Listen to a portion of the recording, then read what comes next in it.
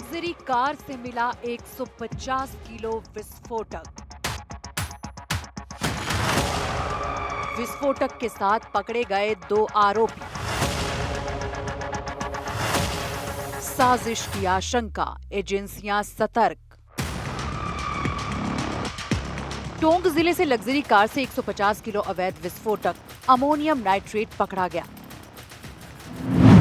गुरुवार की सुबह एनआईए की टीम टोंक जिले के नेशनल हाईवे 52 पर बरौनी पुलिस थाने पर पहुंची है, जहां अमोनियम नाइट्रेट के साथ पकड़े गए युवकों को गिरफ्तारी के बाद रखा गया है और पूछताछ शुरू हो चुकी है। आखिर ये विस्फोटक कहां से लाया गया था?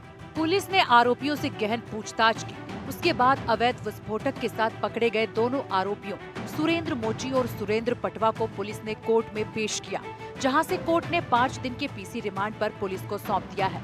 वहीं इस मामले में टोंक पुलिस अधीक्षक राजेश कुमार मीना ने बताया कि जो अवैध विस्फोटक सामग्री पकड़ी गई है, उसका उपयोग पहाड़ी क्षेत्र में खनन करने के काम में लिया जाना था।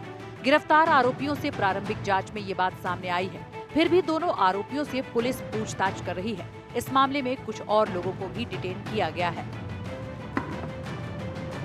कल जो कार्रवाई हुई थी उसमें एक सियाज कार में एक्सप्लोजिव मटेरियल था, तो उसमें 2 व्यक्ति पकड़े गए थे और फिर उनसे पूछताछ की, फिर उनको गिरफ्तार किया गया। इसमें मुख्य रूप से यही है कि जो मैगजीन है वहाँ से एक्सप्लोजिव मटेरियल को लेकर जो इलीगल माइनिंग करते हैं उनको सप्लाई देना अभी पूछताछ में और इन्वेस्टिगेशन में सामने आया है। बाकी हम एक्सप्लोसिव मटेरियल की सेंसिटिविटी को देखते हुए सारे एंगल, डिफरेंट एंगल से सभी तरीके से जांच कर रहे हैं, पर प्राथमिक रूप से और जो चीज़ें सामने आई है उसमें कि इलीगल जो स्टोन, मशीनरी स्टोन होता है, उसकी ब्लास्टिंग के लिए जो एक्सप्लोजिव यूज़ होता है उसको उस अवैध माइनिंग के लिए यूज में लेने के लिए ये देने जा रहे थे। इससे पहले बुधवार को राजस्थान सरकार अरावली और अन्य जगह पर चल रहे अवैध खनन पर प्रभावी कार्रवाई करने वाली थी। साल की पहली तारीख से शुरू हो जा रहे बड़े अभियान से ठीक एक दिन पहले टोंक जिले में पुलिस की डीएसटी द्वारा बड़ी कार्रवाई की गई है। डीएसटी ने सियारा कार में बूंदी से टोंक लाई जा रही भारी मात्रा में विस्फोटक सामग्री जब्त की है। डीएसटी ने ये कार्रवाई टोंक जयपुर NH 52 बरौनी थाना क्षेत्र में नाकेबंदी करते हुए की।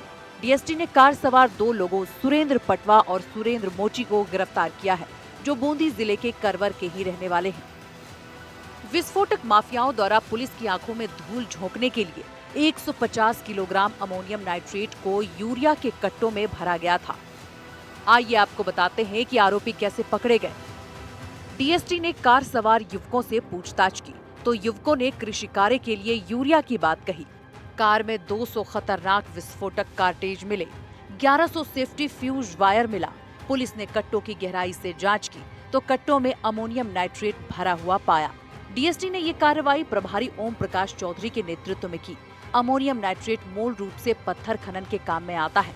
आपको बता दें कि दिल्ली में हाल ही में हुए विस्फोट में अमोनियम नाइट्रेट का ही इस्तेमाल किया गया था। अमोनियम नाइट्रेट अत्यधिक खतरनाक किस्म का विस्फोटक माना जाता है। हाल ही में दिल्ली में हुए ब्लास्ट में अमोनियम नाइट्रेट से ही विस्फोट हुआ, जिसमें 13 लोगों की दर्दनाक मौत हुई थी और 24 से ज्यादा लोग घायल हुए थे। आइए आपको बताते हैं कि अमोनियम नाइट्रेट क्या होता है। खाद के लिए होता है इस्तेमाल, विस्फोटक भी बनाया जा सकता है। आसान भाषा में नमक की तरह होता है ये। अमोनियम और नाइट्रेट के आयन मौजूद होते हैं। अमोनिया नाइट्रिक एसिड के रिएक्शन से बनता है। अधिक मात्रा में अमोनियम नाइट्रेट से खाद बनाया जाता है। नमक होने के कारण ये पानी में घुल सकता है। खेती में नाइट्रेट आधारित खाद का इस्तेमाल किया जाता है। 2 तरीकों से इस्तेमाल बेहद खतरनाक हो सकता है। आग के संपर्क में आने पर जोरदार धमाका हो सकता है। ईंधन पेट्रोलियम में आसानी से घुलता है। ईंधन में घुलकर बम की तरह काम करता है। कंस्ट्रक्शन, माइनिंग में ऐसे बमों का इस्तेमाल किया जाता है। अमोनियम नाइट्रेट का मिलना और इसकी बिक्री को लेकर कड़े नियम बनाए गए हैं और इसके लिए लाइसेंस होना जरूरी है। उपयोग और बिक्री के लिए कड़े नियम हैं। नियमित निगरानी का प्रावधान। विस्फोटक अधिनियम 1884 के तहत प्रावधान 45% से अधिक मात्रा को विस्फोटक माना जाता है। आपूर्ति और उत्पादन के लिए लाइसेंस जरूरी होता है। भीड़ वाले इलाकों में ले जाने की मनाही होती है। टोंक शहर के पास और जिले में कई अवैध खाने संचालित हैं। और जिला मुख्यालय से सटे अरावली के पहाड़ों और अन्य जगहों पर अवैध खनन होते हैं, जिसमें इन विस्फोटकों का उपयोग किया जाता है। एक बार इस संबंध में जितने भी फैक्ट्स हैं और जितने भी तथ्य हमारे सामने आए हैं और जो भी एस्पेक्ट है, इन सब पर अनुसंधान जारी है और इसमें संपूर्ण गहनता से अनुसंधान किया जाएगा कि कहां से ला रहा था, कौन ला रहा था, किसके पास सप्लाई करने। पुलिस इस बात की भी जांच कर रही है कि कहीं ये विस्फोटक किसी विध्वंसक कार्रवाई के लिए तो नहीं किया जा रहा था, क्योंकि राजस्थान में अवैध खनन एक बड़ी समस्या है और आए दिन पुलिस और खनन माफिया के टकराव की खबरें भी सामने आती रहती हैं। लेकिन इतनी बड़ी मात्रा में अमोनियम नाइट्रेट का मिलना देश और राज्य की सुरक्षा के लिहाज से भी बेहद गंभीर मामला माना जा रहा है। इसलिए सुरक्षा और जांच एजेंसियां सतर्क हो गई हैं। क्या टोंक पुलिस जो है बड़े खुलासे कर पाएगी या फिर जांच एजेंसियां जिस तरह सक्रिय हुई है वो परत दर परत जो है इस पूरे मामले का खुलासा करने में सफल होगी? सबको इंतजार इसी बात का रहेगा। लेकिन कुल मिलाकर टोंक से बड़ी खबर यही है कि अमोनियम नाइट्रेट मामले में 2 युवकों को कोर्ट में पेश किया गया और 5 दिन के रिमांड के दौरान अब पुलिस और एजेंसियां उनसे किस तरह के खुलासे कर पाती है, देखने वाली बात ये होगी। कैमरामैन रोहित के साथ रविश टेलर, एनडीटीवी, टोंक।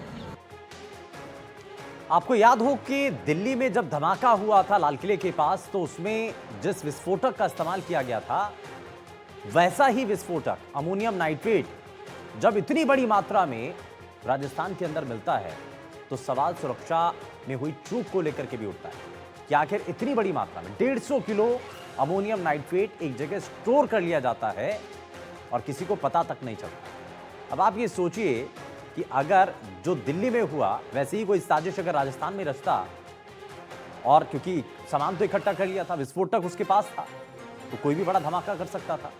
यानी कि इसको सुरक्षा में चूक के तौर पर भी देखा जा रहा है। लेकिन सवाल ये कि आखिर किस स्तर पर गलतियां हुई। लेकिन फिलहाल पूछताछ की जा रही है। पूछताछ में कई खुलासे अभी तक हो चुके हैं। ये कहा जा रहा है कि जो माइनिंग है, अवैध रूप से जो इलीगल माइनिंग हो रही है, उसमें इसका इस्तेमाल किया जाता है। पहाड़ियों में ब्लास्टिंग के जरिए जब चट्टानों को तोड़ा जाता है तो अमोनियम नाइट्रेट का उसमें भी इस्तेमाल होता है, तो उसके लिए इसका इस्तेमाल किया जाना था, जिसके बारे में फिलहाल आरोपियों ने बताया है। लेकिन खैर, पुलिस की जांच इसमें आगे बढ़ रही है और जांच एजेंसियां इसमें बाकी शामिल भी हो चुकी हैं और वो इस मामले को पूरी तरीके से हैंडल कर रहे हैं। अब जरा खबरों में आगे बढ़ते हैं। सीकर में एक बार फिर से रोहित गोदारा गैंग की रंगदारी शुरू हो चुकी है। अपराध करने का नया ट्रेंड यहां पर देखने को मिल रहा है। भारत सरकार के चंगुल से किसी तरह गैंगस्टर विदेश भागने में सफल हो जाते हैं और फिर ये बाहर बैठे बैठे ही देश के अंदर आतंक फैलाते हैं, डर बनाते हैं, व्यापारियों के अंदर खौफ पैदा करते हैं और उनसे रंगदारी वसूलते हैं। सीकर के एक व्यापारी को रोहित गोदारा गैंग से इसी तरीके से धमकी मिली। पहले तो उसने 5 करोड़ की फिरौती मांगी और पैसे नहीं देने पर व्यापारी को जान से मारने की धमकी दे दी। ये गैंगस्टर स्थानीय बदमाशों को अपने नेटवर्क में जोड़ते थे और मोटे पैसे देते हैं और फिर उन्हीं अपराधियों के जरिए आतंक को फैलाते भी हैं। अब ऐसे में सवाल यह है कि आखिर क्यों यहां का प्रशासन अब तक किसी बड़े गैंगस्टर को पकड़ पाने में नाकाम साबित रहा है। आखिर विदेश में बैठे बड़े बड़े जो गैंगस्टर हैं, कैसे यहां के प्रशासन को ये सीधी चुनौती देते हैं। जरा आगे आपको इस रिपोर्ट के जरिए दिखाते हैं और बताते हैं कि कैसे ये सिस्टम में कुछ कमियां हैं, उसका फायदा उठाकर विदेश भाग जाते हैं।